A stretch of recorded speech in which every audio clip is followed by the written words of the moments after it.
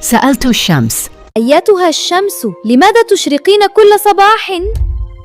فخرجت من بين السحب وأرسلت نورها الدافئ في كل مكان، فتفتحت الأزهار وأطلت الطيور من بين أوراق الأشجار.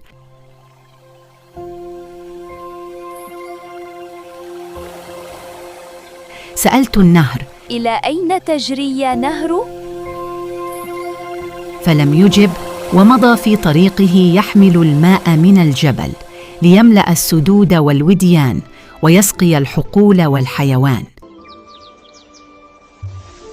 سألت الشجرة، لماذا أنت هنا؟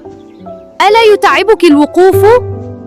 فحركت أغصانها ببطء، فغطتني بظلها الوارف وألقت بثمارها اللذيذة عند قدمي. سألت السحابة، إلى أين تمضين يا سحابة؟ فتوقفت في وسط السماء وأرسلت أمطارها الغزيرة نحو الأرض، فابتهج الفلاحون وخرج الأطفال يمرحون. سألوني جميعاً، وأنت أيها الصغير ماذا تفعل هنا؟